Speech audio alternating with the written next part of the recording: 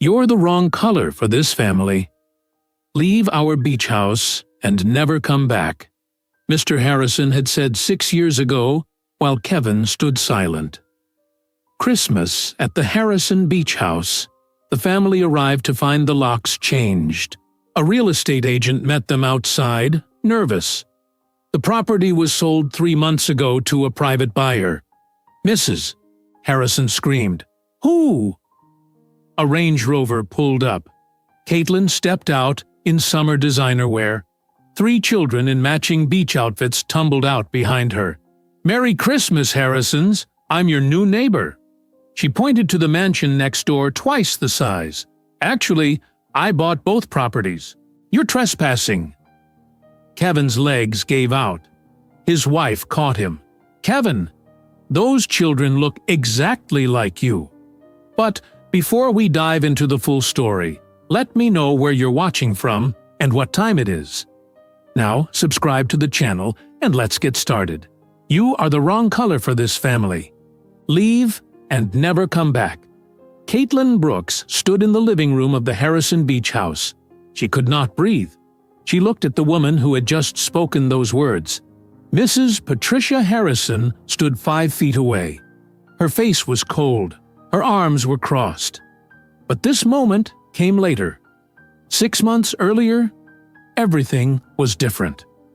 Caitlin sat in the corner booth of the coffee shop on Commonwealth Avenue in Boston. Her laptop was open. Her textbook was beside her. She had a computer science exam in 3 days. She had worked the morning shift at the diner. She smelled like pancakes and coffee. Her eyes hurt from lack of sleep. A man walked past her table carrying 2 cups of coffee. He tripped. Hot coffee spilled across her textbook. No, no, no! Caitlin grabbed her textbook. The pages were soaked. I am so sorry. The man put his cups down. He grabbed napkins. I am so sorry. I did not see that chair. I will buy you a new book. Caitlin looked up at him. He had light brown hair and blue-green eyes. He wore a button-down shirt and clean jeans. He looked nervous. This book costs $80, Caitlin said. The man's face went pale. I will pay for it, I promise. Let me at least buy you a new coffee. Caitlin looked at her ruined textbook. She looked at the man. He seemed sincere. Fine, she said. Black coffee, large. The man smiled with relief. I am Kevin Harrison. Caitlin Brooks. Kevin bought her a new coffee. Then he sat down across from her. Do you go to school here? Kevin asked. Community college, Caitlin said. I am studying computer science. That is impressive, Kevin said. I studied law. I hated it. Caitlin smiled a little. Why did you study it if you hated it? Kevin looked down at his coffee. My father wanted me to. He is a lawyer. He said I should be one too. Do you always do what your father wants? Caitlin asked. Kevin laughed, but it sounded sad. Most of the time, yes. They talked for 1 hour, then 2 hours. Kevin asked about her classes. Caitlin asked about his work. When Caitlin finally looked at her phone, it was 9 o'clock at night. I have to go, Caitlin said. I work the morning shift tomorrow. Can I see you again? Kevin asked. Caitlin hesitated. Kevin seemed kind. He seemed genuine. But Caitlin did not have time for distractions. She worked 3 jobs. She studied every night. Maybe, Caitlin said. Kevin smiled. I will take maybe. Kevin did see her again. He came to the coffee shop the next week. And the week after that. He always bought her coffee. He always asked about her day. After 1 month, he asked her on a real date. They went to a small Italian restaurant in the North End. Kevin paid. Caitlin felt uncomfortable about that, but Kevin insisted. You work 3 jobs and go to school, Kevin said. Let me buy you dinner. They walked through Boston Common after dinner. It was early spring. The trees were starting to bloom. Tell me about your family, Kevin said. Caitlin's chest tightened. My parents died in a car accident when I was 19. I do not have siblings. Kevin stopped walking. I am so sorry, Caitlin. It was 4 years ago, Caitlin said. I am okay now. But she was not okay. She missed them every day. She worked 3 jobs because she had no help. She studied alone because she had no one to celebrate her good grades with. Kevin took her hand. You are the strongest person I have ever met. Caitlin looked at him. No one had ever said that to her before. They kept seeing each other. 2 months became 3. 3 became 6. Kevin was kind. He was gentle. He listened when she talked. He brought her soup when she was sick. He helped her study for exams. Caitlin started to love him. 8 months after they met, Kevin drove Caitlin to his apartment. He seemed nervous. What is wrong? Caitlin asked. Kevin parked the car. He turned to her.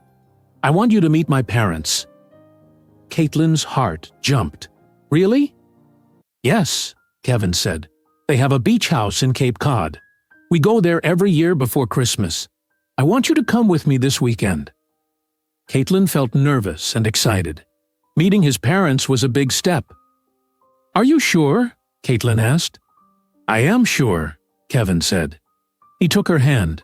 I love you, Caitlin. I want them to meet you. It was the first time Kevin said he loved her. Caitlin smiled.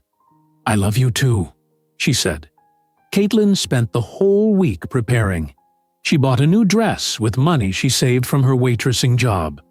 It was a simple blue dress, but it was the nicest thing she owned. She baked chocolate chip cookies from her mother's recipe. She practiced what she would say. Hello, Mr. and Mrs. Harrison. It is so nice to meet you. She said it 20 times in front of her bathroom mirror. On Saturday morning, Kevin picked her up. They drove to Cape Cod. It took 2 hours. Kevin held her hand the whole drive. They are going to love you, Kevin said. Do not worry. But Caitlin was worried. She knew Kevin came from money. She knew his father was a successful lawyer. She knew his mother came from an old Cape Cod family. Caitlin came from Dorchester. She worked at a diner. She lived in a tiny apartment with 3 roommates. When they arrived at the Harrison Beach House, Caitlin could not believe how big it was. It was not a house. It was a mansion. It had white columns and a huge front porch. The ocean was behind it. This is where you grew up? Caitlin asked. We spent summers here, Kevin said. Come on, they are waiting inside. Caitlin carried the container of cookies. Her hands shook. Kevin opened the front door. They walked into the living room. It had high ceilings and expensive furniture. Everything was white and cream and perfect. Mr. Douglas Harrison and Mrs. Patricia Harrison stood in the center of the room. Mr. Harrison was tall with silver hair. He wore a suit even though it was Saturday. Mrs. Harrison was thin and blonde. She wore pearls and a cold expression. They both stared at Caitlin. The room went completely silent. Caitlin smiled nervously. Hello, Mr. and Mrs. Harrison. It is so nice to meet you. I brought cookies. Nobody spoke. Mrs. Harrison walked toward Caitlin slowly. She looked Caitlin up and down. Her eyes moved from Caitlin's face to her dress, to her shoes, and back to her face. You are the wrong color for this family, Mrs. Harrison said. Her voice was calm. She said it like she was commenting on the weather. Leave and never come back. Caitlin felt like someone had hit her. She looked at Kevin. He stood frozen. His mouth was open, but no words came out. Kevin? Caitlin said. Kevin said nothing. He looked at the floor. Mr. Harrison walked to the front door. He opened it wide. You need to leave our property, Mr. Harrison said. Now. Caitlin's eyes filled with tears. She put the container of cookies on the side table. She walked toward the door. She waited for Kevin to say something, to do something. Kevin stood silent. Caitlin walked out. She got into her car. She drove away. She cried so hard she had to pull over twice on the highway. That night, Kevin called her. "Caitlin, I am so sorry," Kevin said. His voice shook. "I did not expect that. I did not know they would react that way." "You said nothing," Caitlin said. She was still crying. "You stood there and said nothing." I know. I was in shock. I did not know what to do." "You should have defended me," Caitlin said. "You are right. I should have. I will fix this. I promise I will talk to them. I will make them understand." "When?" Caitlin asked. "Soon. I just need some time. Please, Caitlin, do not give up on us." Caitlin wanted to believe him. She loved him. "Okay," she said quietly. "I will wait." But Kevin did not fix it. 2 weeks passed. Kevin said he was still talking to his parents. 1 month passed. Kevin visited less often. He stopped staying over. He said he was busy with work. 2 months passed. Kevin stopped answering her calls as often.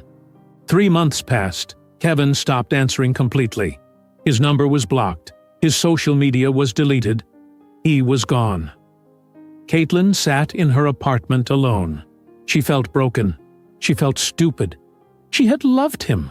She had believed him. She looked at the stick in her hand. 2 pink lines. Positive. She was pregnant. She had found out 2 weeks before Kevin disappeared. She had been waiting for the right time to tell him. Now there was no right time. There was no Kevin. Caitlin stared at the test. She made a decision. She would never tell him. She would raise this baby alone. She did not need Kevin Harrison. She did not need his family. She did not need anyone. She put her hand on her stomach. "It is just you and me," she whispered. But she did not know yet that it was not just 1 baby. It was 3. Caitlin made an appointment at the community health clinic on Blue Hill Avenue in Boston. She went on a Tuesday morning. She took the bus because she did not have a car. The clinic smelled like cleaning products and old magazines.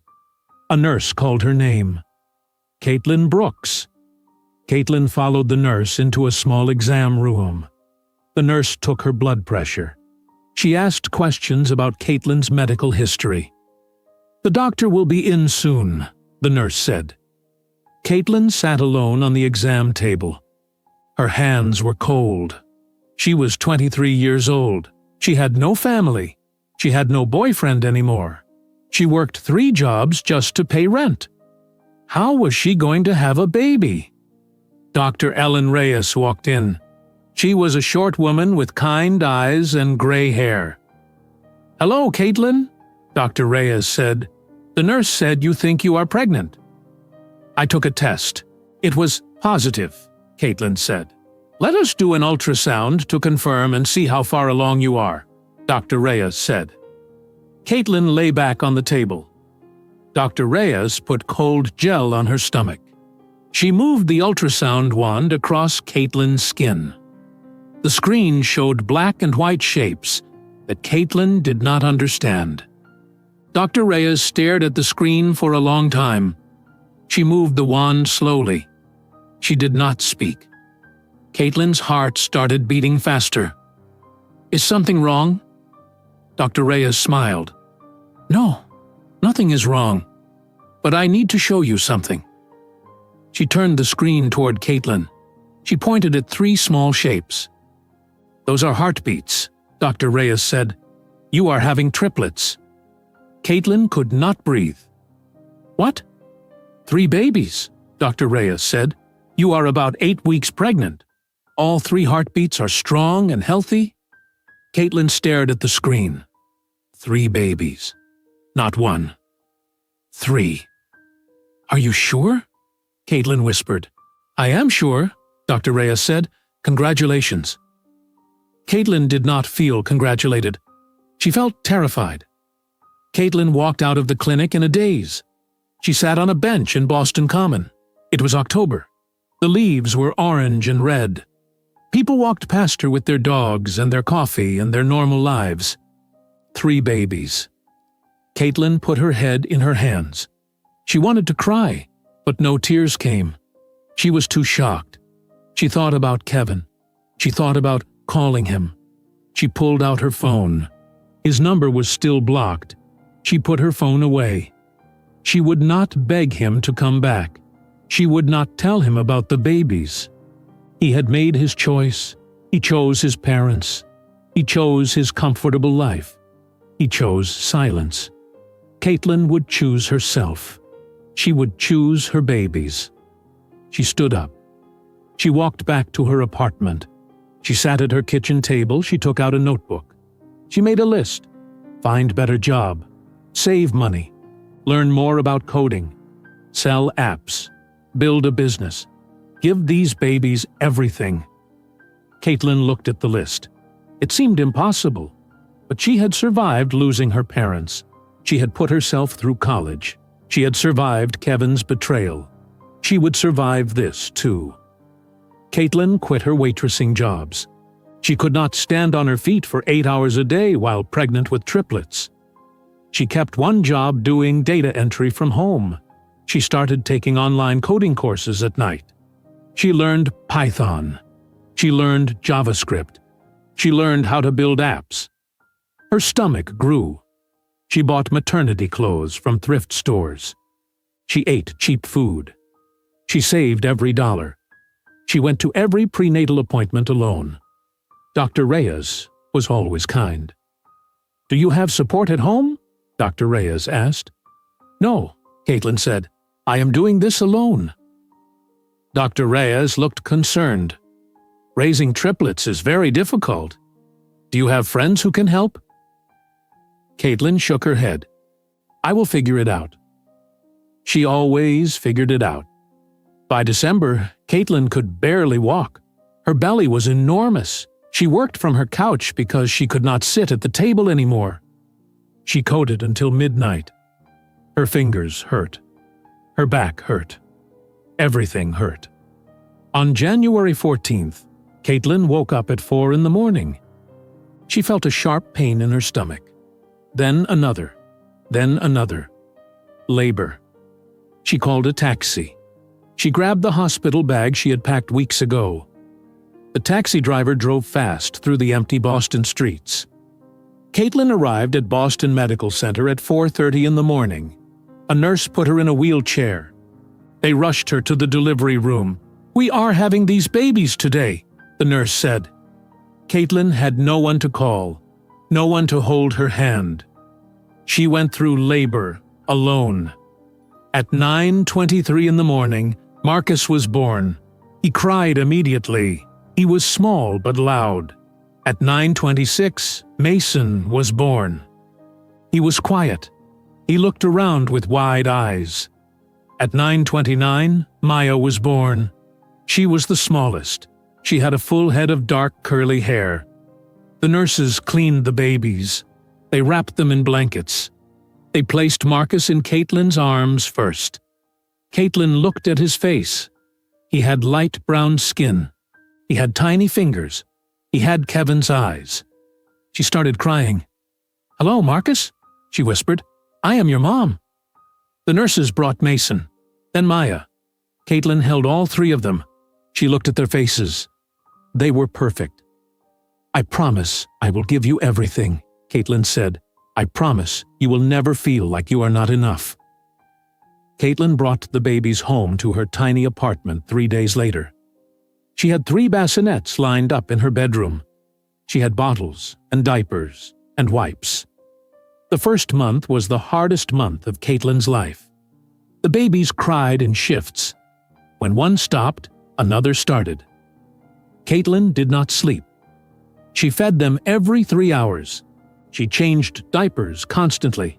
She cried from exhaustion. But she did not give up. When the babies napped, Caitlin worked. She finished building her first app. It was a simple budgeting tool. She sold it on the App Store for $3. In the first month, 200 people bought it. $600. It was not much, but it was something. Caitlin kept building. She created a meal planning app. She sold it for $5. 1,000 people bought it in 2 months. $5,000. She kept going.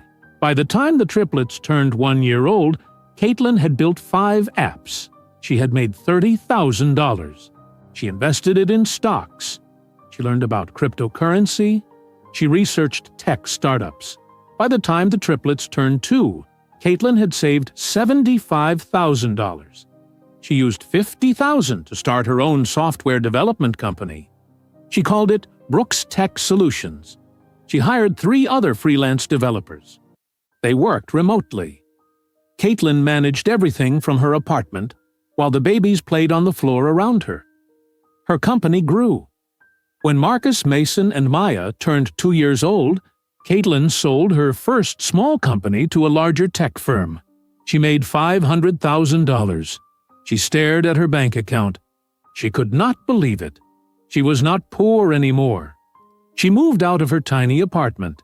She rented a 3-bedroom house in Quincy, just south of Boston. The triplets each got their own room. Caitlin invested most of the money. She started another company. This one was bigger. She developed software for small businesses. The company grew fast. But Caitlin needed help. She could not work and watch 3 toddlers at the same time. She interviewed nannies. Most of them seemed fine. But then Rosa Martinez walked through the door. Rosa was in her mid-40s. She had warm brown eyes and a kind smile. She sat on the floor with the triplets immediately. "Hello, little ones," Rosa said. "My name is Rosa. What are your names?" Marcus said, "Marcus." Mason said, "Mason." Maya hid behind Caitlin's leg. Rosa smiled at Maya. "It is okay to be shy. I am shy sometimes too." Maya peeked out. Caitlin hired Rosa that day. Rosa came to the house 5 days a week. She cooked, she cleaned, she played with the triplets. She sang to them in Spanish. She became family. "You are doing a good job, mija," Rosa told Caitlin one day. "These babies are happy and healthy. You should be proud." Caitlin felt tears in her eyes. No one had told her she was doing a good job in a long time. "Thank you, Rosa," Caitlin said. The years passed. Marcus, Mason, and Maya grew. They learned to walk. They learned to talk. Marcus was serious and protective. Mason was playful and energetic. Maya was quiet and artistic. Caitlin's company grew too. When the triplets turned 5 years old, a major tech firm offered to buy Brooks Tech Solutions for $8 million. Caitlin accepted. She was 28 years old. She was a millionaire. She had done it all alone. She sat at her kitchen table one night after the triplets went to bed. Rosa had gone home. The house was quiet. Caitlin thought about Kevin. She thought about his parents. She thought about the beach house in Cape Cod where they had thrown her out. She opened her laptop. She searched for real estate in Cape Cod, Massachusetts. She scrolled through listings, mansions, beach houses, estates. Then she saw it. The Harrison family beach house on Ocean Drive. For sale. Caitlin stared at the screen. Her heart beat faster. She clicked on the listing. She read every word. The house was being sold by Douglas Harrison. Financial difficulties, the listing said. Caitlin smiled. She called her real estate agent. "I want to buy a house in Cape Cod," Caitlin said, "and I want to buy it today." The real estate agent's name was Monica Chen. She worked for a luxury real estate firm in Boston. Caitlin had used her before when buying her house in Quincy. "Which property are you interested in?" Monica asked over the phone. "The Harrison Beach House on Ocean Drive in Cape Cod," Caitlin said. "It is listed for $2.3 million.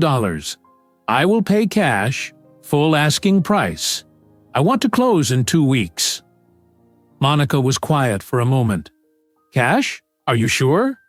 "I am sure," Caitlin said, "and I want to see what other properties are available on that street." I will make some calls, Monica said. I will call you back in 1 hour. Caitlin hung up. She sat back in her chair. Her hands were shaking. She was really doing this. She was going back to Cape Cod. She was buying the house that had rejected her. 55 minutes later, Monica called back. The Harrison family accepted your offer, Monica said. They want to close as soon as possible. They seem desperate to sell. Good, Caitlin said. There is also a mansion next door to the Harrison property, Monica continued. It is larger, 4 bedrooms. It is listed for $3.1 million. It has been on the market for 6 months. Buy it, Caitlin said. Offer full price, cash. Caitlin, that is $5.4 million total. Are you certain? I am certain, Caitlin said. Make it happen. 2 weeks later, Caitlin owned both properties. She drove to Cape Cod alone to see them. She pulled up to the Harrison beach house first. She got out of her car. She walked up to the front door. She used her new key. The door opened. Caitlin stepped inside. The living room looked exactly the same. White furniture, high ceilings, ocean view. This was where Mrs. Harrison had told her she was the wrong color. Caitlin walked through every room. She touched the walls. She stood in the kitchen. She climbed the stairs. She went into the master bedroom. She looked out the window at the ocean. "This is mine now," Caitlin said out loud. She felt something release in her chest. Not happiness exactly, but power, control, justice. She locked the house and walked next door to the mansion. It was bigger and more modern. It had large windows and an open floor plan. It had a huge deck overlooking the beach. This would be their home. This is where Marcus, Mason, and Maya would grow up. Caitlin called Rosa. "We are moving to Cape Cod," Caitlin said. Rosa was quiet for a moment. "Are you sure about this, Mia?" "I am sure." "Is this about the man? About Kevin?" Caitlin looked at the ocean. "This is about showing my children that the people who rejected us have no power over our lives anymore." Rosa sighed. "When do we move?" "1 month," Caitlin said. "I am enrolling the kids in school here. I want them to start after Thanksgiving." "Okay," Rosa said. "I will start packing." 1 month later, a moving truck pulled up to the mansion on Ocean Drive. Caitlin, Rosa, Marcus, Mason, and Maya climbed out of Caitlin's new black Range Rover. The triplets ran toward the beach immediately. "Can we go in the water?" Marcus shouted. "Not yet," Caitlin called. "Help bring your things inside first." The children groaned, but came back. They each carried small bags into the house. Rosa directed the movers. Caitlin stood on the driveway looking at both properties. She owned them both. The house that rejected her, and the home where her children would grow up, right next to each other. A woman walked past on the sidewalk. She was in her 60s with gray hair. She stopped and stared at Caitlin. "Can I help you?" Caitlin asked. "Are you the new owner?" the woman asked. "I am," Caitlin said. "I am Dorothy Palmer. I live 3 houses down. Welcome to Ocean Drive." "Thank you," Caitlin said. Dorothy looked at the Harrison beach house. "That house has been in the Harrison family for 30 years. I was surprised when Douglas sold it." "People sell houses," Caitlin said simply. Dorothy nodded slowly. She looked at Caitlin's Range Rover. She looked at the movers carrying expensive furniture. "What do you do for work, if you don't mind me asking?" "I own a software company," Caitlin said.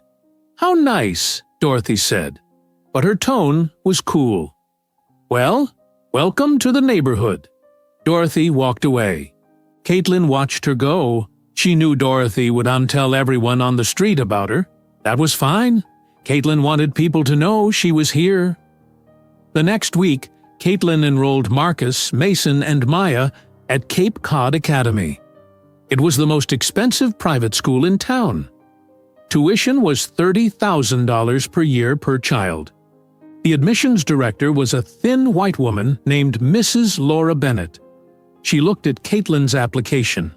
She looked at the children. "Your children have no prior school records," Mrs. Bennett said. "They were homeschooled until now," Caitlin said. "I see." Mrs. Bennett looked uncomfortable. "And you recently moved here from where?" "Quincy," Caitlin said. "But I grew up in Boston." Mrs. Bennett nodded. "Our school has very high standards. We will need to test the children to see if they are ready for kindergarten." "Test them," Caitlin said. Marcus, Mason, and Maya took the tests. They all passed. Caitlin had been teaching them to read since they were 3 years old. "Well," Mrs. Bennett said, looking surprised, "they are very advanced. We can start them next Monday." "Good," Caitlin said. She handed Mrs. Bennett a check for $90,000. "That is for this year's tuition, all 3 children." Mrs. Bennett stared at the check. "This is quite generous. Will you be paying each year in full?" "Yes," Caitlin said. "Is that a problem?" "No, no problem at all." Mrs. Bennett's tone changed. She smiled. "Welcome to Cape Cod Academy." Caitlin drove through downtown Cape Cod. She passed the coffee shops and the art galleries. She passed the marina. She parked in front of a small bookstore called Mitchell's Books. She walked inside. The store smelled like old paper and coffee. Shelves lined every wall. A woman stood behind the counter. She was in her 50s with red hair and glasses. The woman looked up. She stared at Caitlin. Her mouth opened slightly. "Can I help you?" the woman asked slowly. "I am looking for children's books," Caitlin said. The woman kept staring. "You look familiar. Have we met before?" Caitlin looked directly at her. "I came to Cape Cod 6 years ago. I do not think we met, but you might have seen me." The woman's eyes widened. "You are Caitlin. Caitlin Brooks." "Yes." The woman came around the counter. "I am Sarah Mitchell. I own this store. I remember you. I heard about what happened with the Harrisons." Caitlin said nothing. "I am sorry for what they did to you," Sarah said quietly. "It was wrong." "Yes, it was," Caitlin said. Sarah looked at Caitlin's expensive coat and jewelry. "You have done well for yourself." "I have." "Are you back to visit?" "I am back to live here," Caitlin said. "I bought 2 properties on Ocean Drive. I have 3 children. They just started at Cape Cod Academy." Sarah's eyebrows went up. "You bought property here? On Ocean Drive?" "Yes, including the old Harrison Beach house." Sarah's mouth fell open. "You bought their house?" "I did." Sarah started laughing. She covered her mouth. "I am sorry. That is just incredible." Caitlin smiled a little. "Can you show me the children's section?" Sarah showed her the books. Caitlin bought 15 of them. When she paid, Sarah said, "People are going to talk about you being back in town." "Let them talk," Caitlin said. Sarah did talk. She told her friend Margaret, who worked at the post office. Margaret told her husband, who worked at the bank. He told his co-workers. Within 3 days, half of Cape Cod knew that Caitlin Brooks was back. And she was rich. Caitlin made sure everyone knew her name. She donated $50,000 to the Cape Cod Public Library. The library put up a plaque with her name. The local newspaper wrote an article about her donation. They included a photo of Caitlin standing in front of the library with the director. Caitlin brought the newspaper home. She showed Rosa. "Look," Caitlin said. "Now everyone will know exactly who I am." Rosa looked worried. "What if Kevin sees this?" "Good," Caitlin said. "I want him to know I am here." Rosa touched Caitlin's hand. "Be careful, Mija. Revenge can hurt you more than it hurts them." "This is not revenge," Caitlin said. This is justice. Caitlin stood on the deck of her mansion that evening. The sun was setting over the ocean. The sky was orange and pink. Marcus, Mason, and Maya were inside with Rosa making dinner. Caitlin looked at the Harrison beach house next door. It was empty. She had not decided what to do with it yet. Maybe she would rent it. Maybe she would leave it empty. Maybe she would tear it down. Rosa came outside. "Dinner is almost ready." "Thank you, Rosa." Rosa stood beside Caitlin. "The children are happy here. They love the beach." "Good," Caitlin said. "But what happens when you see Kevin?" Rosa asked. "What will you do?" Caitlin looked at the ocean. "I will show him exactly what he lost." 3 days before Christmas, Kevin Harrison sat in his office at his father's law firm when he overheard 2 secretaries talking about a wealthy woman named Caitlin Brooks, who just moved to town. Kevin dropped the file he was holding. Papers scattered across the floor of his office. The 2 secretaries were standing near the coffee machine in the hallway. He stepped out of his office. "Excuse me," Kevin said. "What did you just say?" The younger secretary, Amy, turned around. "Oh, Mr. Harrison, I was just telling Lisa about the woman who donated money to the library." "What was her name?" Kevin asked. His voice sounded strange in his own ears. "Caitlin Brooks," Amy said. "She is some kind of tech entrepreneur. She bought 2 big houses on Ocean Drive. She has 3 children. She donated $50,000 to the library. There was an article in the Cape Cod Times." Kevin felt dizzy. He grabbed the doorframe. "Are you okay, Mr. Harrison?" Lisa asked. "I am fine," Kevin said. "Where can I find that article?" "It was in yesterday's paper," Amy said. "I think there is a copy in the break room." Kevin walked to the break room. His legs felt weak. He found the newspaper on the table. He flipped through it until he found the article. There was a photo. It was her. It was Caitlin. She stood in front of the Cape Cod Public Library wearing an expensive black coat. Her hair was styled. She wore pearl earrings. She looked confident. She looked powerful. She looked nothing like the girl he had abandoned 6 years ago. Kevin sat down. He read the article 3 times. Tech entrepreneur. Software company. Recently relocated to Cape Cod. 3 children. 3 children. Kevin's mind raced. The article did not say how old the children were. It did not say if Caitlin was married. He took out his phone. He searched for Caitlin Brooks online. He found her company website, Brooks Tech Solutions. He found articles about her in tech magazines. He found a photo of her at a conference in San Francisco. He found her LinkedIn profile. She had built a fortune. She was successful. She was here in Cape Cod. Kevin put his phone down. His hands were shaking. Why did she come back? Did she know this was his town? Of course she knew. She had been here before. She had met his parents here. Kevin felt sick. That evening, Kevin drove home to the house he shared with his wife Jennifer. It was a nice house in a quiet neighborhood, but it was not on the water. They could not afford that. Jennifer was in the kitchen making dinner. She was a small woman with blonde hair. She smiled when Kevin walked in. "How was your day?" Jennifer asked. Kevin put his briefcase down. "It was fine." "You look pale. Are you feeling okay?" "I am just tired," Kevin said.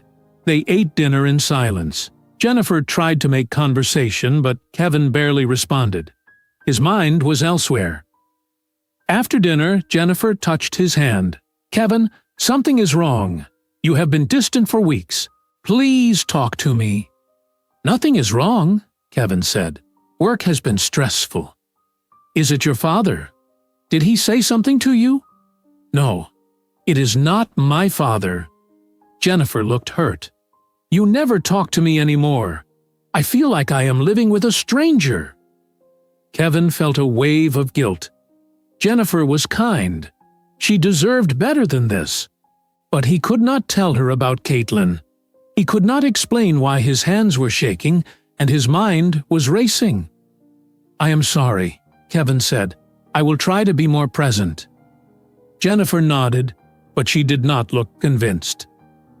That night, Kevin lay in bed unable to sleep. Jennifer was asleep beside him. Kevin stared at the ceiling. He thought about Caitlin.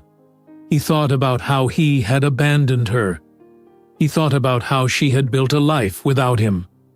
He wondered if she was married. He wondered who the father of her 3 children was. He wanted to drive to Ocean Drive and see if she was really there. But he was afraid. What would he say to her? What could he possibly say after 6 years?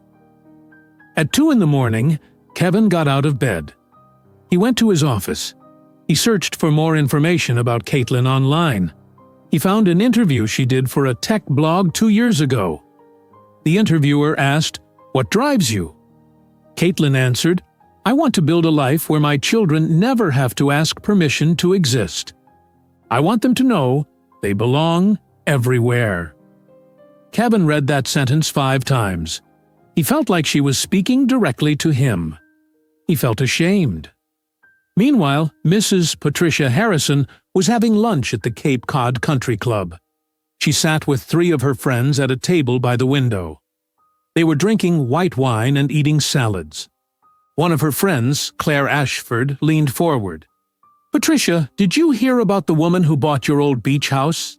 Mrs. Harrison's fork stopped halfway to her mouth. "What?" "Your old house, on Ocean Drive," Claire said.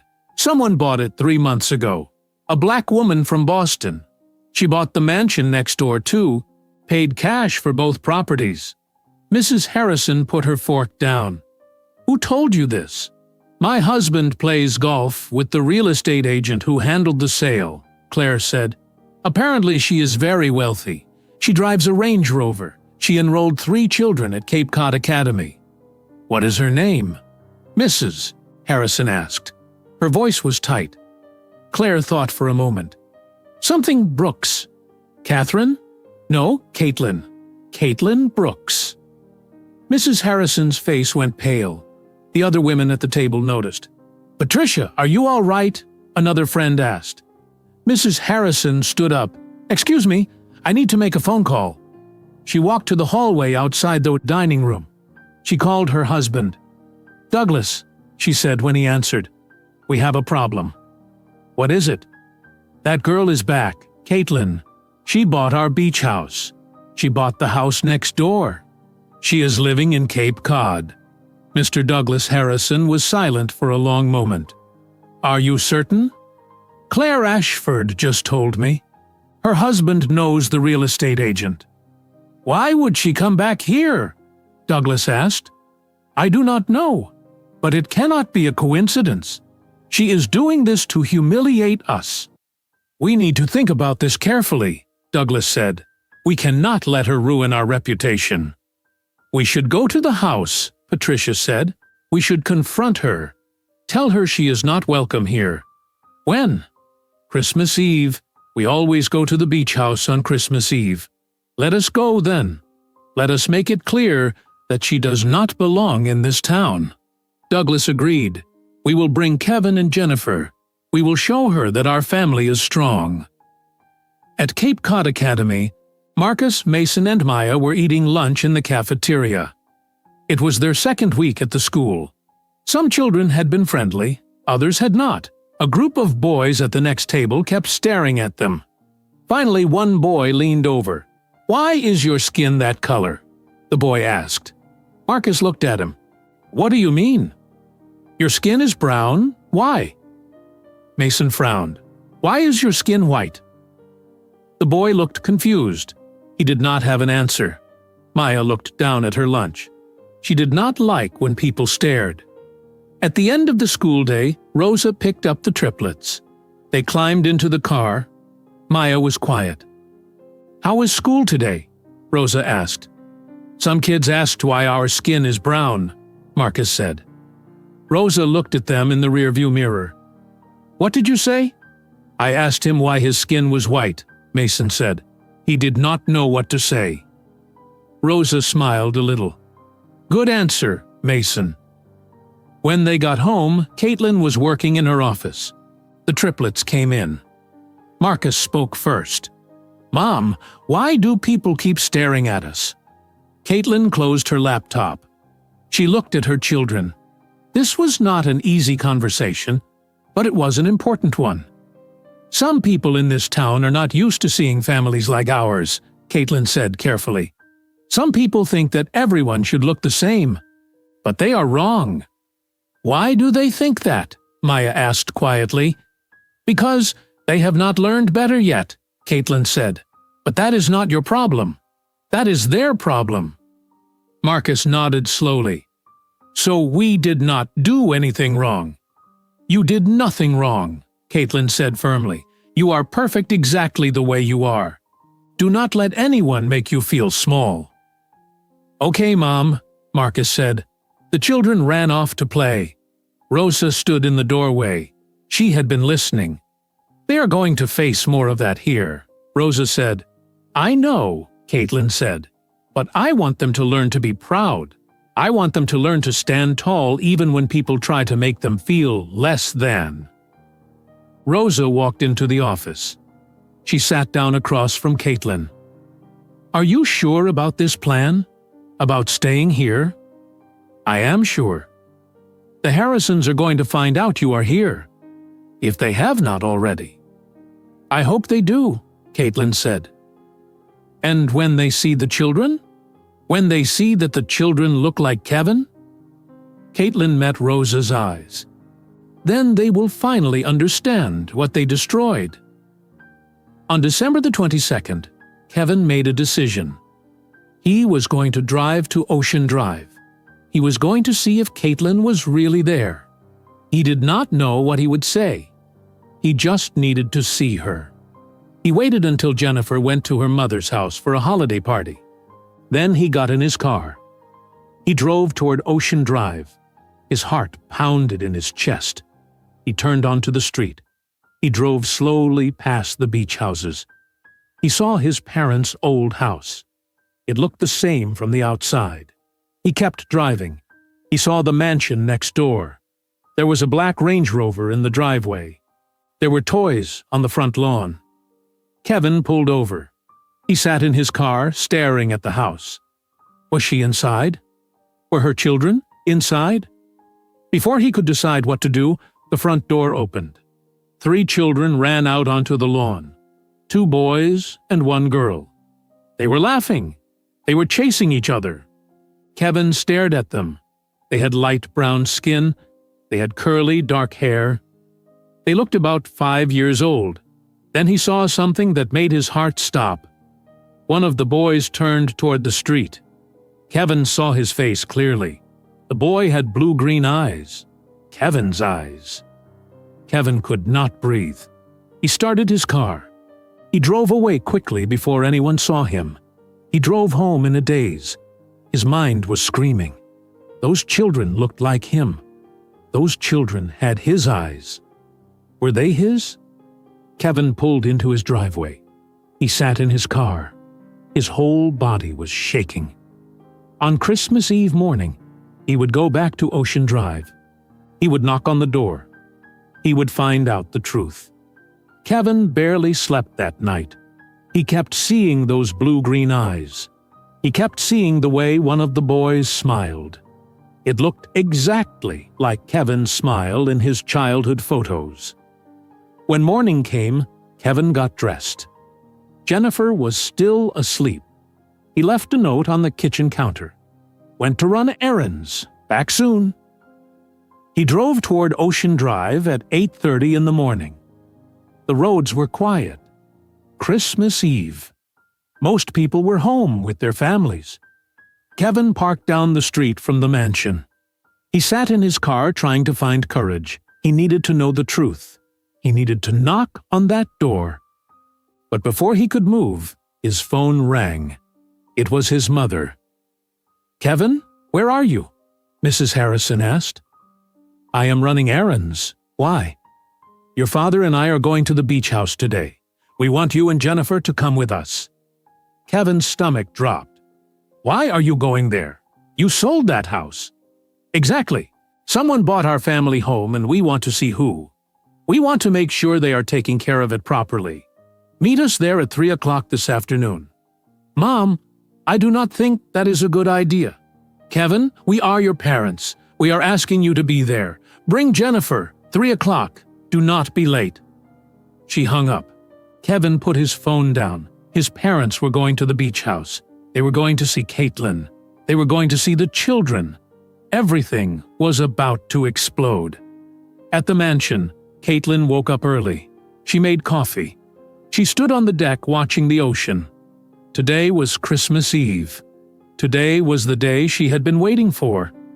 Rosa came outside holding her own coffee cup. "Did you sleep?" Rosa asked. "A little," Caitlin said. "Are you sure you want to do this today? It is Christmas Eve. The children are excited about the holiday." "The Harrisons always come to their beach house on Christmas Eve," Caitlin said. "It is tradition. When they arrive and find out I own it, they will have to face me." "And the children?" Rosa asked. "What happens when the Harrisons see them?" Caitlin looked at Rosa. "Then everyone will know the truth." Rosa shook her head. "I hope you know what you are doing." At noon, Mr. and Mrs. Harrison prepared to leave for Ocean Drive.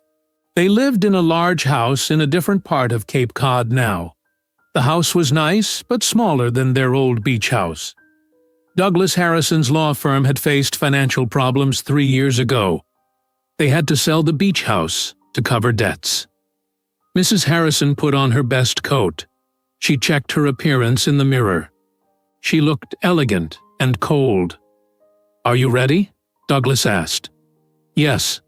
Let us go remind this woman that she does not belong in our community." They drove to Kevin and Jennifer's house. Kevin was waiting outside. Jennifer came out behind him. She looked confused. "Why are we doing this again?" Jennifer asked as she got in the car. "We used to own that house," Mrs. Harrison explained. "It has been in the Harrison family for 30 years. We want to see who bought it and make sure they understand the history of the property." Jennifer nodded, but she still looked uncertain. They drove to Ocean Drive. Kevin sat in the back seat feeling sick. He wanted to tell his parents not to do this. He wanted to tell them to turn around. But he said nothing. Just like 6 years ago, he said nothing. At 2:45 in the afternoon, the Harrisons pulled into the driveway of the beach house. Douglas Harrison got out first. He walked to the front door. He pulled out a key from his pocket. "Dad, what are you doing?" Kevin asked. "I kept a spare key," Douglas said. "I want to see inside." He put the key in the lock. He turned it. Nothing happened. He tried again. The lock did not move. "They changed the locks," Douglas said. He sounded offended. "Of course they changed the locks," Jennifer said. "It is not your house anymore." Patricia Harrison got out of the car. She tried her own key. It did not work either. "This is ridiculous," Patricia said. "We owned this house for 30 years. A man was checking the mailbox of the mansion next door. He wore a suit. He carried a briefcase. His name was Tom Bradley, and he was a local real estate agent." Douglas walked over to him. "Excuse me, do you know who bought this property?" Tom looked up. "The beach house?" "Yes, I handled that sale. May I ask why you want to know?" "I am Douglas Harrison. This used to be my house. I would like to know who purchased it." Tom's expression changed. He looked uncomfortable. "Oh, Mr. Harrison, I see." "Who bought it?" Patricia demanded. Tom pointed down Ocean Drive. "The owner is arriving now." They all turned to look. A black Range Rover was pulling up to the mansion next door. The car parked. The driver's door opened. Caitlin stepped out. She wore a long, white coat and designer sunglasses. Her hair was perfect. She moved with confidence and grace. Kevin's legs almost gave out. It was her. It was really her. The back doors of the Range Rover opened. 3 children climbed out, 2 boys and 1 girl. They all had light brown skin and curly dark hair. They all looked about 5 years old. Rosa got out of the passenger seat. She put her hand on Maya's shoulder protectively. Caitlin removed her sunglasses. She looked directly at the Harrisons. She walked toward them slowly. The children stayed back with Rosa. Mrs. Harrison stared at Caitlin. Then she stared at the children. Her face went pale. "Those children," Patricia whispered. "They look like—" Caitlin stopped, 10 feet away from the Harrisons. She smiled, but it was not a warm smile. It was cold and controlled. "Hello, Mr. and Mrs. Harrison," Caitlin said calmly. "It has been 6 years." Douglas stepped forward. "Caitlin, we heard you were in town. We wanted to talk to you about this house." "This house is mine now," Caitlin said. "The mansion next door is also mine. You are standing on my property." Kevin finally found his voice. "Caitlin—" He took a step toward her. His legs were shaking. He looked at the 3 children standing with Rosa. He looked at their faces. He saw his own eyes looking back at him. He saw his own face in their features. His knees buckled. He collapsed onto the driveway. "Kevin!" Jennifer rushed to him. She knelt beside him. "What is wrong? Are you sick?" Jennifer looked up at the children. She stared at them. Her mouth opened. "They look just like you, Kevin," Jennifer whispered. Kevin could not speak. He could only stare at the children. Caitlin gestured toward Marcus, Mason, and Maya. "Come here." The 3 children walked to their mother. Rosa followed behind them protectively. The children stood in a line beside Caitlin. They looked at the strangers with curiosity. "This is Marcus," Caitlin said, putting her hand on the first boy's shoulder. "This is Mason. This is Maya." Mrs. Harrison shook her head. "What is this? What are you doing?" Caitlin looked directly at Kevin. "These are your children, Kevin. I was pregnant when you abandoned me 6 years ago. I found out 2 weeks before you blocked my number and disappeared from my life." Jennifer made a sound. It was half gasp, half cry. She stood up and backed away from Kevin. "You have children?" Jennifer's voice was shaking. "You never told me you have children?" "I did not know," Kevin said. His voice was barely a whisper. "I swear, I did not know." "You did not know because you ran away," Caitlin said. Her voice was calm and hard. "You stood silent while your parents threw me out. Then you abandoned me completely. You were too much of a coward to face me. So I raised Marcus, Mason, and Maya alone. I worked 3 jobs while I was pregnant. I taught myself to code. I built apps. I started a company. I made millions. I did it all without you. And now I own everything your family used to have." Douglas tried to step forward. "Caitlin, we can discuss this reasonably." "No." Caitlin's voice was sharp. "You told me I was the wrong color for this family. You put your hands on me and pushed me out of this house. You told me to never come back. Now I own this house. I own the land you are standing on. And you need to leave immediately, or I will call the police."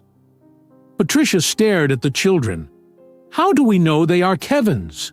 How do we know you are not lying?" Marcus stepped forward. He looked at Kevin. "Mom says you are our father. Why did you leave before we were born?"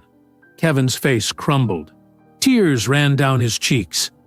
"I did not know you existed. I swear I did not know." "But you left our mom," Marcus said. "You made her cry." Jennifer turned to Kevin. Her face was red. "You have 3 children, and you never told me? Our entire marriage has been a lie?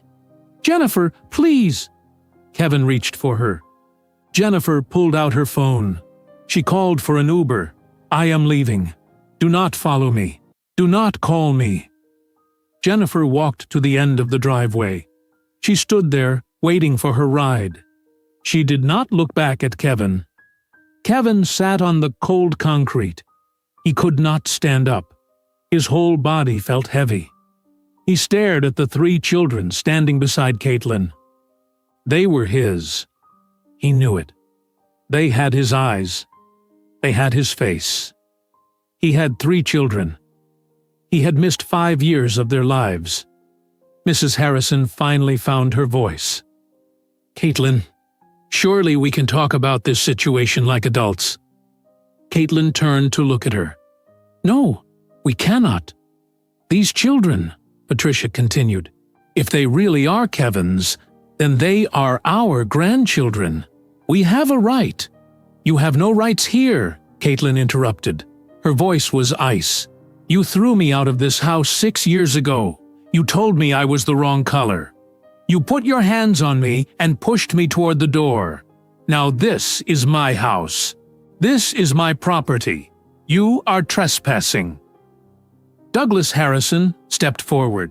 "Now wait just a moment. We can resolve this. There are legal matters to consider. Paternity tests, custody arrangements." Caitlin pulled her phone from her pocket. She dialed 9, then 1. She held the phone up so they could see. "My finger is on the 1, Caitlin said calmly. "I will call the police and tell them you are trespassing on my property and refusing to leave. I will tell them you are harassing me and my children. You have 30 seconds to get in your car and drive away." Douglas stared at her. He realized she was not bluffing. "Patricia, we should go." "No," Patricia said. "We are not leaving. These are our grandchildren." "Mom, we need to leave," Kevin said from the ground. His voice was weak. "Stand up, Kevin," Patricia commanded. "Stand up and come with us." Kevin tried to stand. His legs shook. He managed to get to his feet. He looked at Caitlin. "Please, can we talk? Just for a minute?" "No," Caitlin said. "You lost the right to talk to me 6 years ago when you blocked my number and disappeared." A car pulled up. Jennifer's Uber. She got in without saying goodbye. The car drove away. Mrs. Harrison watched the car leave. She looked at Kevin. "Your wife just left you."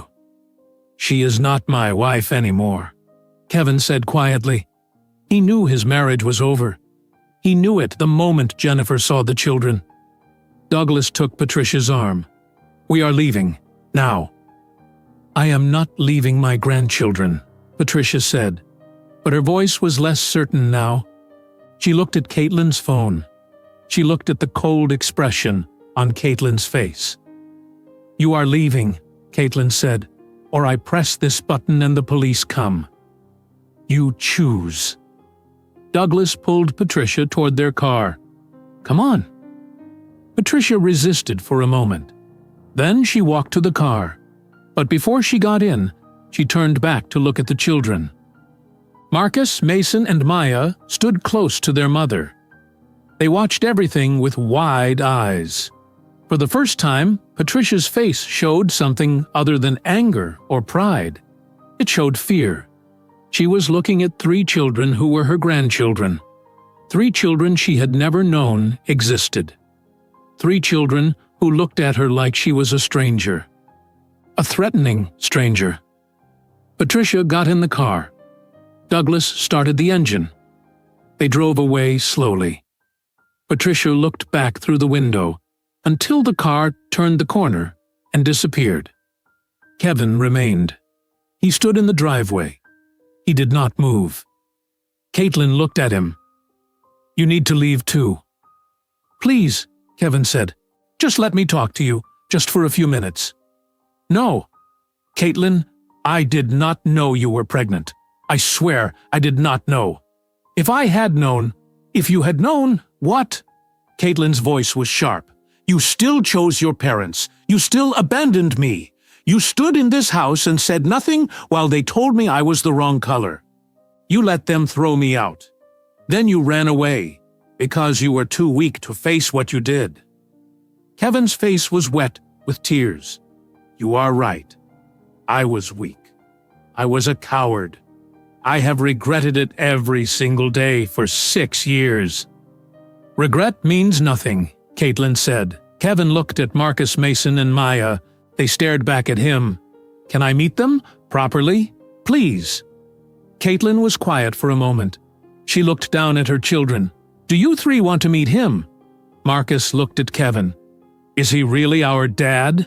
"Yes," Caitlin said. "Why was he not there when we were born?" Marcus asked. Kevin knelt down on the driveway. He was at eye level with Marcus now. "I did not know you were going to be born. Your mother and I had a fight. Well, not a fight. Something bad happened. I made a terrible mistake. I left. I stopped talking to your mother. I did not know she was pregnant. I did not know about you or your brother or your sister." "But you left our mom," Marcus said. "You made her sad." Kevin nodded. "Yes, I did. I hurt your mother very badly. There is no excuse for what I did. I was wrong." Mason spoke up. "Are you going to stay now? Or are you going to leave again?" Kevin looked at Mason. "I want to stay. I want to know you. I want to be your father." Maya, who had been quiet this whole time, asked in a small voice, "Will you leave again?" Kevin's chest hurt. "No, I promise I will not leave again." Caitlin spoke. "Promises mean nothing, Kevin. Words are easy. Actions are everything." Kevin stood up. He looked at Caitlin. "You are right. Tell me what I need to do. Tell me how I can be part of their lives. I will do anything." Caitlin studied his face. She saw the tears. She saw the desperation. She felt nothing. Her heart was a wall when it came to Kevin Harrison.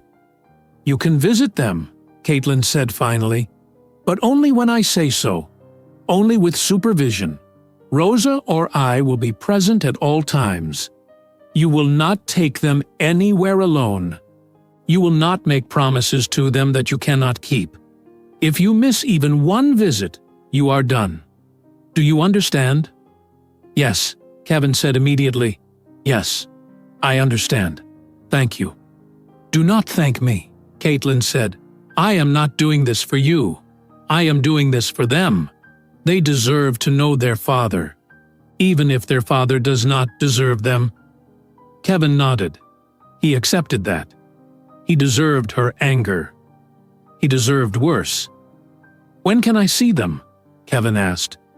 "I will call you," Caitlin said. "Give Rosa your number." Kevin pulled out his phone.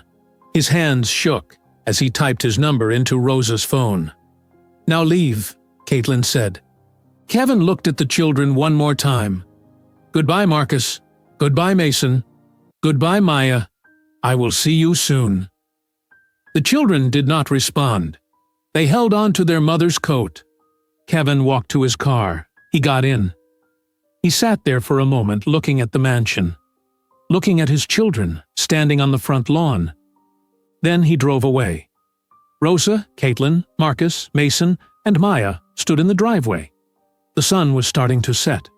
The sky was turning orange. "Can we go inside now?" Mason asked. "I am cold." "Yes," Caitlin said. "Let us go inside." They walked into the mansion. Rosa closed the door behind them. The children ran to the living room where their toys were. Rosa looked at Caitlin. "Are you okay?" "Yes." "That was a lot, for all of us." Caitlin took off her coat.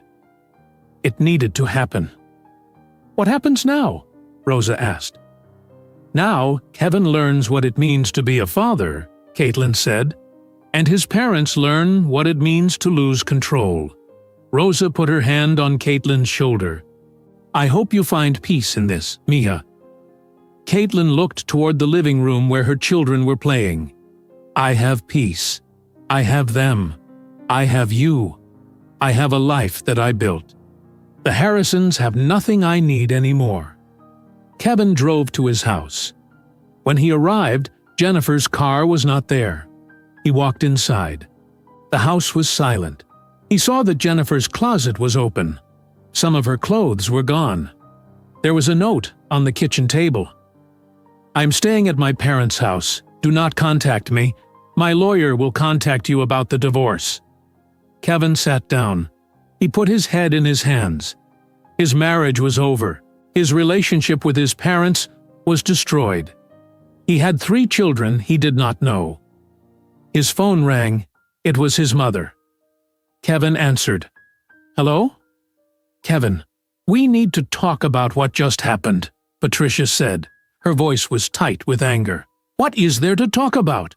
You have children you never told us about. Children with that woman. This is a disaster." "Those children are your grandchildren," Kevin said. "They are evidence of your mistake," Patricia said. "We need to figure out how to handle this, how to minimize the damage to our family's reputation." Kevin felt something shift inside him. He had spent his whole life caring about his family's reputation. He had destroyed Caitlin because he cared about his family's reputation. He had lost 6 years with his children because he cared about his family's reputation. "I do not care about the family reputation anymore," Kevin said. "What?" Patricia's voice was sharp. "I said I do not care. I care about Marcus, Mason, and Maya. I care about being their father. I care about fixing what I destroyed. I do not care what your friends at the country club think. Kevin Harrison, you will not speak to me this way." "Goodbye, Mom." Kevin hung up. His mother called back immediately. Kevin declined the call. She called again. He turned off his phone. He sat in his empty house alone. But for the first time in 6 years, he felt like he had made the right choice. Kevin called Caitlin the next morning. It was Christmas Day. The phone rang 4 times before she answered. "Hello?" Caitlin's voice was cold. "It is Kevin. I wanted to know when I can see the children." "Not today. It is Christmas." "Can I bring them gifts?" "No, they have everything they need." "Please, Caitlin, I just want—" She hung up. Kevin called again the next day, and the day after that. Each time Caitlin told him to wait. She told him she would decide when he could visit. Kevin understood. She was making him wait the same way he had made her wait 6 years ago. She was showing him what it felt like to have no control. 1 week passed. Kevin called every single day. On January 2nd, Caitlin finally answered and said, "You can visit tomorrow. 1 hour. 3 o'clock in the afternoon. Rosa will be there the entire time. If you are even 1 minute late, the visit is cancelled." "I will be there," Kevin said. "Thank you." "Do not thank me," Caitlin said. Then she hung up. Kevin could barely sleep that night. He kept thinking about what he would say to the children. He went to a bookstore and bought 3 books. A book about dinosaurs for Marcus. A book about building things for Mason. A book about art for Maya. He did not know if they liked these things. He did not know anything about them. But he had to start somewhere. At 2:45 on January 3rd, Kevin pulled up to the mansion on Ocean Drive. He was early. He sat in his car holding the 3 books. His hands were shaking. At exactly 3 o'clock, he walked to the front door. He rang the doorbell. Rosa answered. She looked at Kevin with hard eyes. She did not smile. "You are on time," Rosa said. "I will always be on time," Kevin said. Rosa stepped aside to let him in. "The children are in the living room with Caitlin. You have 1 hour. I will be watching." Kevin nodded. He followed Rosa into the living room.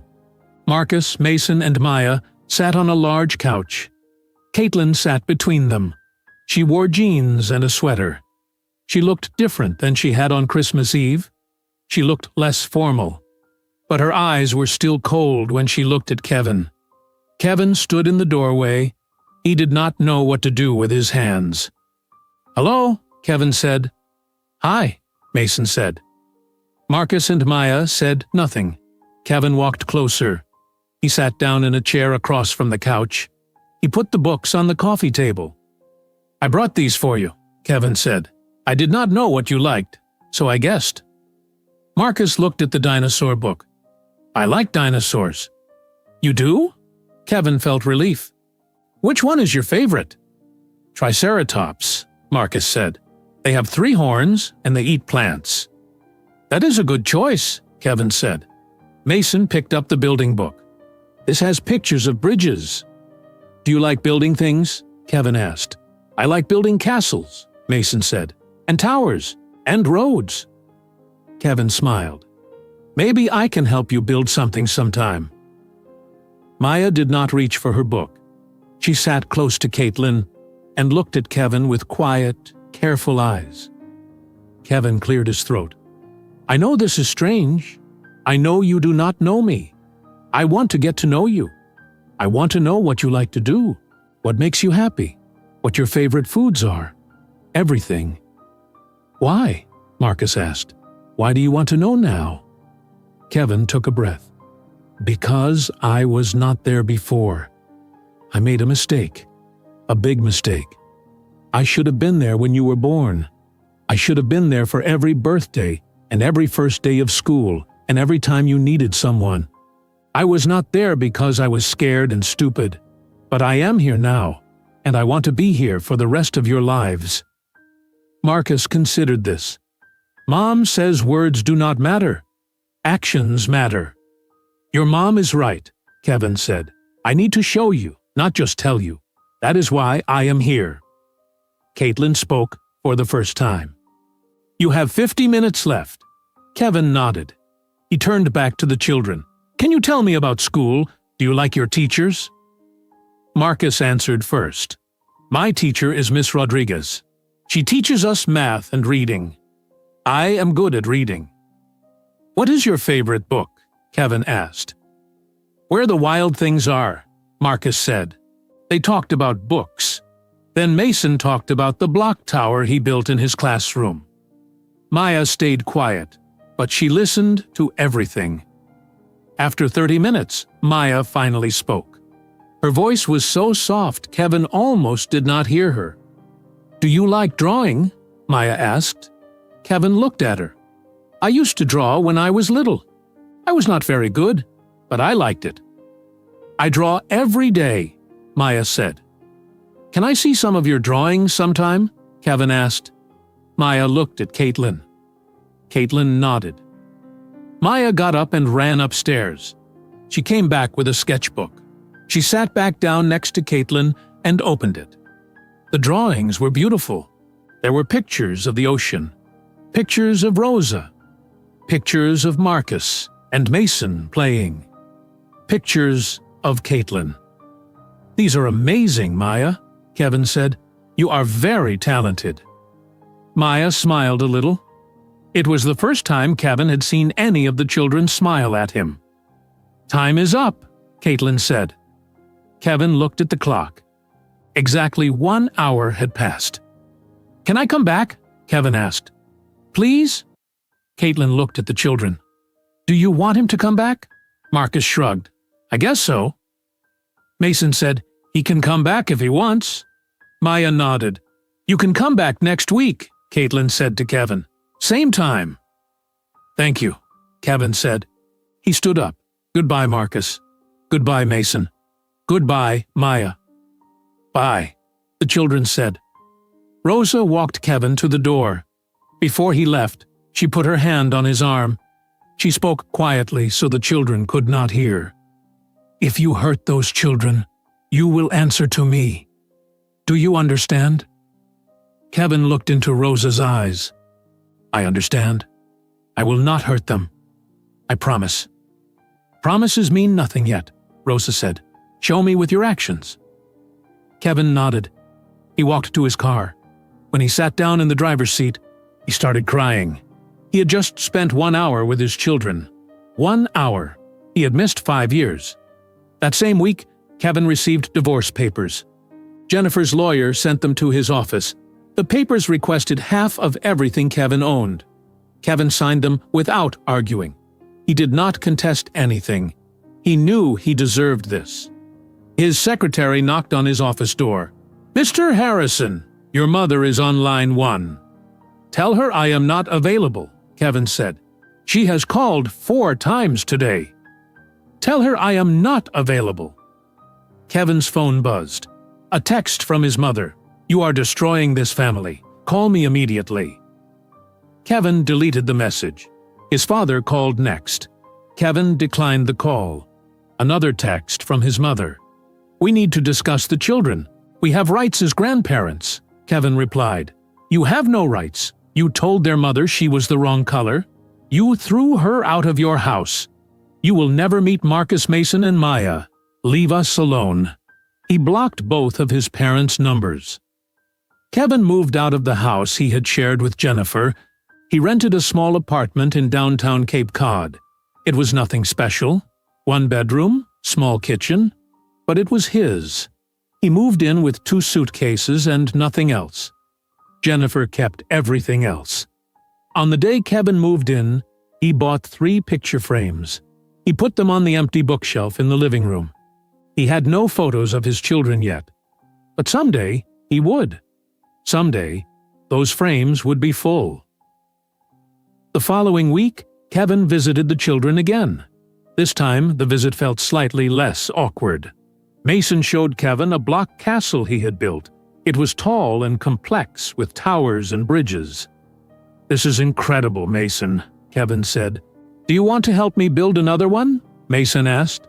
Kevin looked at Caitlin. She nodded. Kevin sat on the floor with Mason. They built a castle together. Marcus watched for a few minutes, then joined them. Maya sat on the couch drawing, but she glanced over occasionally. After that visit, Kevin asked Caitlin, "Can I come twice a week instead of once?" Caitlin thought about it. "We will see." But the next week, Caitlin called Kevin and told him he could visit on Tuesday and Friday. Kevin showed up both days. He was never late, not even by 1 minute. On his 4th visit, Kevin brought small gifts: a dinosaur toy for Marcus, building blocks for Mason, a set of colored pencils for Maya. Caitlin frowned when she saw the gifts. "You do not need to buy their affection." "I am not trying to buy their affection," Kevin said. "I am trying to show them I pay attention." Marcus mentioned he liked triceratops. Mason said he needed more building blocks. Maya said her pencils were old. Caitlin said nothing, but Kevin saw something shift in her expression. She was watching him, evaluating him. The children loved the gifts. Marcus played with his dinosaur. Mason immediately started building with his new blocks. Maya opened the colored pencils carefully. "These are good pencils," Maya said quietly. "I asked the woman at the art store which ones were best," Kevin said. Maya smiled. After that visit, Rosa pulled Kevin aside before he left. "You are doing better. Keep it up." It was the first time Rosa had said anything positive to him. Kevin felt hope. That night, Maya showed Caitlin a new drawing. It was a picture of 5 people: Caitlin, Marcus, Mason, Maya, and Kevin. "Who is this?" Caitlin asked, pointing at Kevin in the drawing. "Dad," Maya said. Caitlin's chest tightened. Her daughter had called Kevin Dad for the first time. Caitlin looked at the drawing for a long time. She saw herself. She saw her 3 children. She saw Kevin drawn in colored pencils standing with them. Rosa came into Maya's room. She saw the drawing in Caitlin's hands. "She is starting to accept him," Rosa said quietly. "I know," Caitlin said. "Is that what you wanted?" Caitlin put the drawing on Maya's desk. "I wanted them to have a father who would not abandon them. I do not know yet if Kevin is that person. He has shown up every time so far," Rosa said. "He has been consistent for 3 weeks." "3 weeks is easy," Caitlin said. "I need to know if he will still show up when it gets hard." The next day, Caitlin called Kevin. He answered on the first ring. "Hello?" "I need to talk to you," Caitlin said. "Come to the house tomorrow at 10 in the morning. The children will be at school." "Is something wrong?" Kevin's voice was worried. "Just be here," Caitlin hung up. Kevin arrived at exactly 10 o'clock the next morning. Caitlin answered the door. She did not invite him inside. They stood on the front porch. "What is this about?" Kevin asked. "I want to know if you are serious," Caitlin said. "I am serious. I have been coming to see the children. I have not missed a single visit." "Showing up for supervised visits is the bare minimum," Caitlin said. "I need to know if you are willing to do something harder." Kevin looked nervous. "What do you want me to do?" Every year, Cape Cod has a community gathering at the beach. People speak about new beginnings and gratitude. It happens on January 2nd. That is in 5 days. "Okay," Kevin said. "I want you to speak," Caitlin said. "I want you to stand in front of the entire town and tell them the truth. Tell them what you did 6 years ago. Tell them what your parents did. Tell them about Marcus, Mason, and Maya." Kevin's face went pale. "You want me to tell everyone?" "Yes. My parents will be there. Half the town will be there. Everyone will know." "Everyone should know," Caitlin said. "You have been hiding for 6 years. You ran away from what you did. Now you need to face it publicly. If you truly want to be part of your children's lives, you need to show them that you are not ashamed of them. You need to show them that you will choose them over your family's reputation." Kevin's hands were shaking. "If I do this, my parents will never forgive me. My father's law firm will lose clients. My family's reputation in this town will be destroyed." "Yes," Caitlin said, "it will. So you need to decide what matters more. Your family's reputation or your children." Kevin looked at the house. He thought about Marcus, Mason, and Maya inside. He thought about the drawing Maya had made with him in it. "I will do it," Kevin said. "I will speak at the gathering." Caitlin nodded. "Good. Be at the beach at 9 o'clock in the morning on January 2nd. Kevin barely ate for the next 5 days. He wrote down what he would say, he threw it away and started over. He practiced in front of his bathroom mirror. His voice shook every time. Jennifer's divorce was finalized on December 31st. Kevin signed the papers at his lawyer's office. Jennifer was not there. She had her lawyer handle everything. Kevin walked out of the office a single man. He felt nothing. His marriage had been dead for a long time. On the evening of January 1st, Kevin's father showed up at his apartment. Kevin opened the door and saw Douglas Harrison standing there. "What are you doing here?" Kevin asked. "Your mother and I want to talk to you," Douglas said. "We have not seen you in weeks. You blocked our numbers. This is unacceptable." "I have nothing to say to you. Kevin, we are your parents. Those children may be your biological offspring, but they do not have to ruin your life. We can figure this out. We can make arrangements, child support, visitation schedules, but you do not need to destroy your relationship with us." Kevin stared at his father. "Marcus, Mason, and Maya are not a problem to be managed. They are my children. They are your grandchildren." "They are the product of a mistake," Douglas said. "No," Kevin said. "They are the best thing that has ever happened to me, and I will not hide them. I will not be ashamed of them." "What are you talking about?" Kevin stepped closer to his father. "I am done pretending. I am done protecting the family reputation. I am done being the person you wanted me to be. Tomorrow, everyone in Cape Cod is going to know the truth." Douglas's eyes narrowed. "What are you planning?" "You will find out tomorrow. Now leave." Kevin closed the door. His father stood outside for a moment, then walked away. January 2nd arrived. The weather was cold, but clear. Hundreds of people gathered on the beach for the annual community gathering. There were families with children. There were elderly couples. There were people Kevin had known his whole life. Mr. and Mrs. Harrison arrived at 8:45 in the morning. They stood near the front of the crowd. They wore expensive coats. They smiled and greeted people they knew. They had no idea what was about to happen. Caitlin arrived at 8:50. She wore a long coat and boots. Marcus, Mason, and Maya walked beside her. Rosa held Maya's hand. People stared at them. Some people whispered. Caitlin ignored them. She walked to a spot near the front and stood there. Mrs. Harrison saw Caitlin. She saw the children. Her face tightened, but she said nothing. Kevin arrived at exactly 9 o'clock. He wore a simple jacket and jeans. He looked sick. His face was pale. His hands shook. The organizer of the event, a woman named Carol Peterson, stood on a small wooden platform. She spoke into a microphone. "Good morning, everyone. Welcome to our annual New Year gathering. Today, we have several community members who want to share their thoughts about gratitude and new beginnings. Our first speaker is Kevin Harrison." Kevin walked to the platform. People clapped politely. The Harrison family was well known in Cape Cod. People expected Kevin to give a standard speech about community and hope.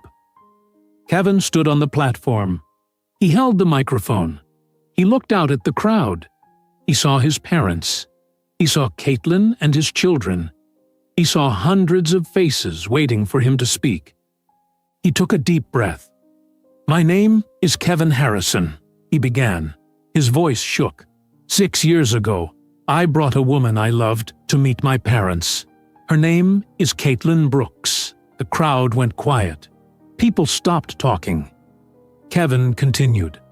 "My parents rejected her because of her skin color. My mother told her she was the wrong color for our family. My father told her to leave their property, and I said nothing. I stood there and watched them hurt her. I did not defend her. I did not stand up for her. I was a coward."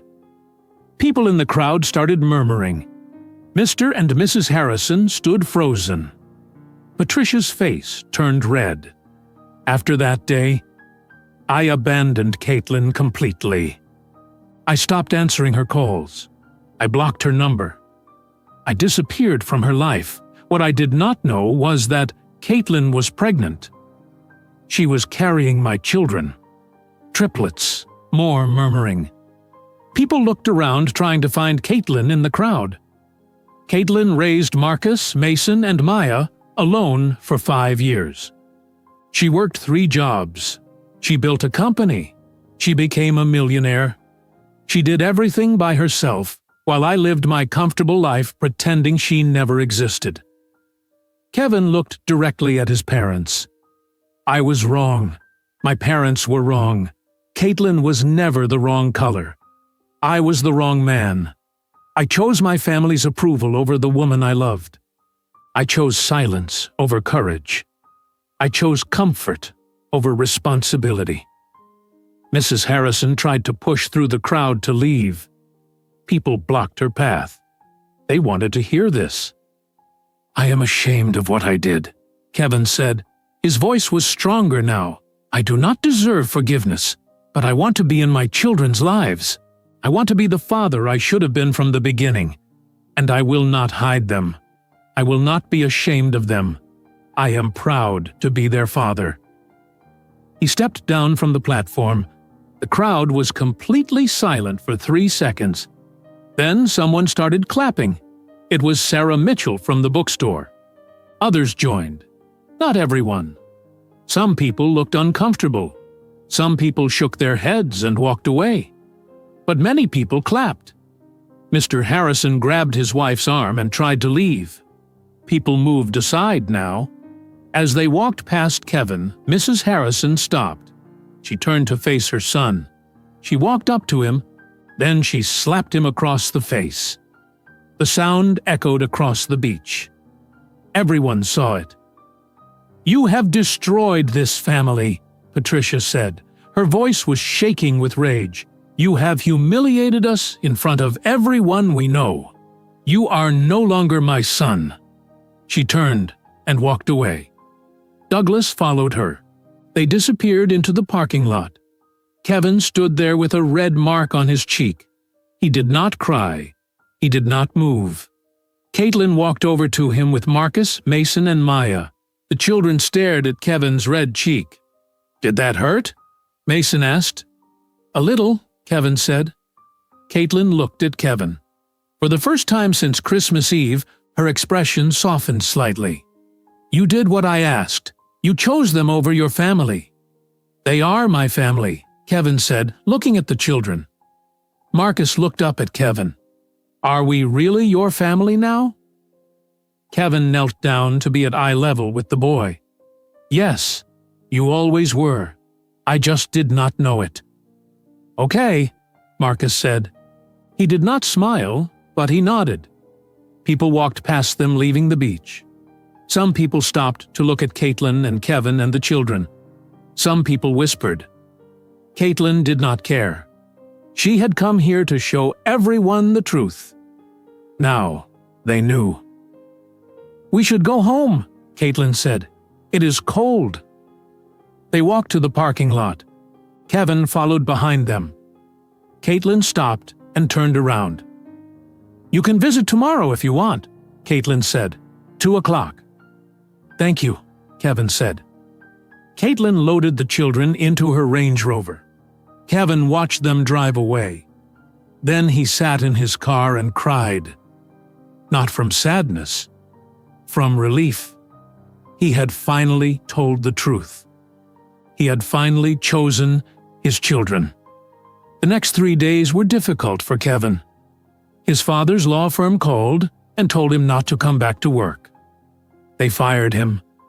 His father's secretary delivered the message. His father would not speak to him directly. Kevin's phone rang constantly. People from town called him. Some people supported him. Some people said he had embarrassed himself and his family. Kevin stopped answering the phone. On January 5th, Kevin went to visit Marcus, Mason, and Maya at 2:00. Rosa opened the door. "They are waiting for you in the living room," Rosa said. Her voice was warmer than before. Kevin walked in. The children were playing with blocks on the floor. Caitlin sat on the couch with her laptop. "Hi," Kevin said. "Dad!" Mason jumped up. It was the first time Mason had called him that. Kevin's eyes filled with tears. "Hi, Mason. What are you building?" "A castle with a dragon tower," Mason said.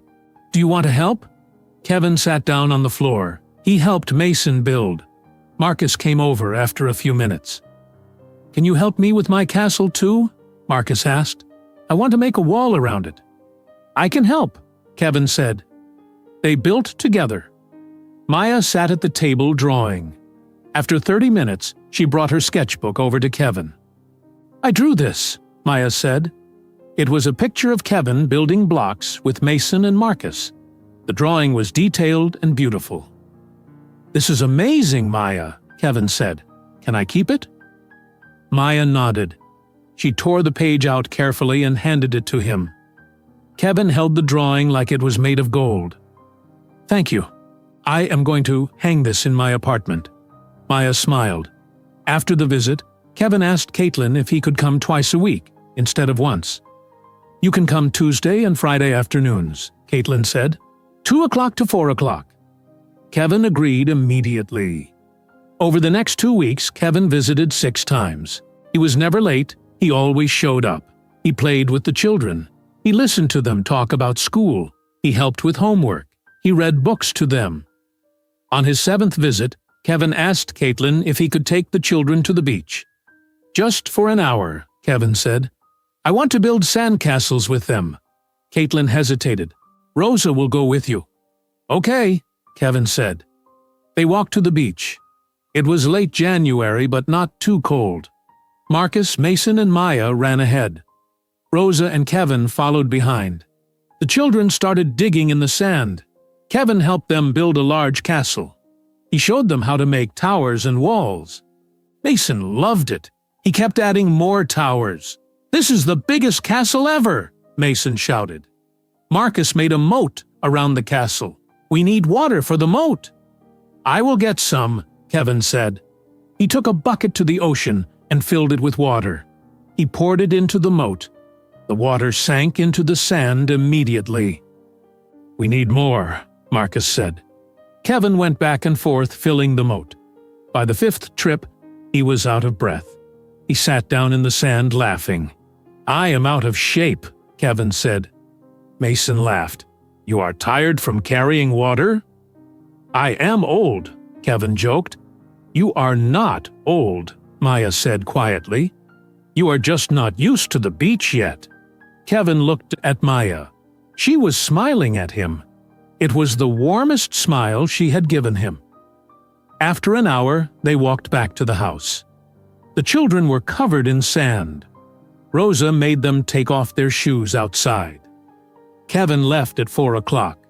As he was walking to his car, Rosa stopped him. "That was good," Rosa said. "The children had fun. You are doing well, Kevin." It was the first time Rosa had called him by his first name instead of Mr. Harrison. "Thank you, Rosa," Kevin said. "That means a lot." On Kevin's 8th visit, Marcus asked him a hard question. They were sitting at the kitchen table. Marcus was doing math homework. Kevin was helping him. "Dad, why did you let your parents be mean to our mom?" Marcus asked suddenly. Kevin put down the pencil. He looked at Marcus. "Because I was afraid. I was afraid that if I stood up to them, they would stop loving me. I was afraid they would take away my money and my job and my home. I chose fear over love. I chose myself over your mom. I was wrong." "Are you still afraid?" Marcus asked. Kevin thought about it. "A little, but not as much. Now I am more afraid of losing you than losing anything else." Marcus nodded. He went back to his math homework. He did not say anything else. But Kevin saw that Marcus was thinking about what he said. Mason warmed up to Kevin the fastest. By the 9th visit, Mason ran to hug Kevin when he arrived. Mason showed Kevin everything he built, every block tower, every drawing, every toy. "Dad, look at this! Dad, watch this! Dad, come see!" Kevin loved it. He loved that Mason trusted him so quickly. Maya was slower, but on Kevin's 10th visit, she sat next to him on the couch. She did not say anything. She just sat there, drawing while Kevin read a book to Marcus and Mason. After a while, she leaned against Kevin's shoulder. Kevin froze. He did not move. He did not want to scare her away. Maya stayed there for 10 minutes. Then she got up and went back to her room. Rosa saw it. She told Caitlin later, "Maya is starting to trust him." After Kevin's 11th visit, he asked Caitlin if he could take the children to the park, alone, without Rosa supervising. "I know I have not earned full trust yet," Kevin said, "but I want to show you that I can take care of them. Just for 2 hours. We will go to the park. We will play on the swings. I will bring them back at exactly 4 o'clock." Caitlin looked at him. She saw that he was sincere. She saw that he had shown up consistently for 6 weeks. He had not missed a single visit. He had not been late even once. "I need to think about it," Caitlin said. "I understand," Kevin said. That night, Caitlin sat with Marcus, Mason, and Maya in their playroom. She asked them a question. "How do you feel about your dad?" Mason answered first. "I like him. He is fun. He builds things with me." Maya said, "He is nice. He listens when I talk." Caitlin looked at Marcus. "What about you, Marcus?" Marcus was quiet for a moment. "I think he is trying to be good. He made a big mistake before, but he is trying to fix it." "Do you trust him?" Caitlin asked. Marcus thought about it. "A little bit. More than before." "Would you feel safe if he took you to the park without Rosa or me there?" Marcus looked surprised. "Just us and him?" "Yes." Marcus looked at Mason and Maya. Then he looked back at Caitlin. "I think so. He has not done anything bad. He always brings us back on time. He does not yell. He is not mean." Maya spoke up. "I want him to stay. I do not want him to leave again. Caitlin felt her chest tighten. Her children were starting to love Kevin. They were starting to trust him. She had wanted this for them. But it also scared her. What if Kevin failed them? What if he left again? "Okay," Caitlin said. "I will think about it." The next day, Caitlin called Kevin. "You can take them to the park on Friday. 2 hours. I want them back at exactly 4 o'clock. If you are even 1 minute late, you will never take them anywhere alone again." Kevin's voice shook when he answered, "I will have them back at exactly 4 o'clock. I promise." "Thank you, Caitlin. Thank you for trusting me." "I am not doing this for you," Caitlin said. "I am doing this for them. Do not make me regret it." She hung up. Kevin sat in his apartment holding his phone. Caitlin was giving him a real chance. She was letting him take his children somewhere alone. He could not mess this up. He would not mess this up. Friday arrived. Kevin woke up at 6 in the morning, even though he did not need to pick up the children until 2 o'clock. He could not sleep. He was too nervous and too excited. He cleaned his apartment. He checked his car to make sure it was clean. He made sure he had water bottles and snacks in case the children got hungry. He checked the time every 10 minutes. At 1:45, Kevin drove to the mansion. He arrived at 1:55. He sat in his car for 5 minutes. At exactly 2 o'clock, he walked to the front door and rang the bell. Caitlin answered. Marcus, Mason, and Maya stood behind her wearing jackets and shoes. "We are ready," Mason said. He looked excited. "Remember the rules," Caitlin said to the children. "Stay with your father. Hold his hand in the parking lot. Listen when he tells you something. Be back here at 4 o'clock. "We will, Mom," Marcus said. Caitlin looked at Kevin. 4 o'clock, not 4:01, 4 o'clock. 4 o'clock, Kevin repeated. The children walked to Kevin's car. He helped them buckle their seatbelts. Caitlin stood on the porch, watching. Kevin waved at her. She did not wave back. She just watched. Kevin drove carefully to the park. It was a 10-minute drive. The children talked the whole way. "Can we go on the swings?" Mason asked. "Yes," Kevin said. "Can we play on the slides?" Maya asked. "Yes, we can do whatever you want." They arrived at Cape Cod Community Park. Kevin parked the car. He helped the children out. He held Maya's hand. Marcus and Mason walked beside him. The park was not crowded. A few other families were there. Kevin took the children to the playground. Mason ran to the swings. "Push me, Dad!" Kevin pushed Mason on the swing. Mason laughed every time he went high. Marcus wanted to try the monkey bars. Kevin stood underneath in case Marcus fell. Maya wanted to go on the slide. Kevin went down the slide with her. She laughed. "Again," Maya said. They went down the slide 5 more times. After 30 minutes, they sat on a bench. Kevin gave them water and crackers. They ate and watched other children play. "Dad, can I ask you something?" Marcus said. "You can ask me anything," Kevin said. "Are you going to marry our mom again?" Kevin was surprised by the question. "Your mom and I were never married. And no, I do not think we will get married." "Why not?" Mason asked. "You are our dad. She is our mom. Parents are supposed to be together." Kevin thought carefully about how to answer. "Not all parents live together. Your mom and I are not in love anymore. I hurt her very badly. She does not trust me the way she would need to trust someone to marry them. But that does not mean I am leaving. I will always be your father. I will always be part of your life." "Even if you do not live with us?" Maya asked quietly. "Even if I do not live with you," Kevin said. "Being a father is not about living in the same house. It is about showing up. It is about being there when you need me. I will always show up." Marcus seemed satisfied with that answer. They went back to playing. At 3:45, Kevin said, We need to go back now." "Already?" Mason said. "We just got here." "We have been here for almost 2 hours," Kevin said. "I promised your mom I would have you home at 4 o'clock. I cannot be late." They walked back to the car. Kevin buckled them in. He drove back to the mansion. He pulled into the driveway at 3:58. 2 minutes early. Caitlin was standing on the porch. She had been waiting. Kevin helped the children out of the car. They ran to their mother. "We went on the swings," Mason said. "Dad pushed me really high." "I did the monkey bars all by myself," Marcus said.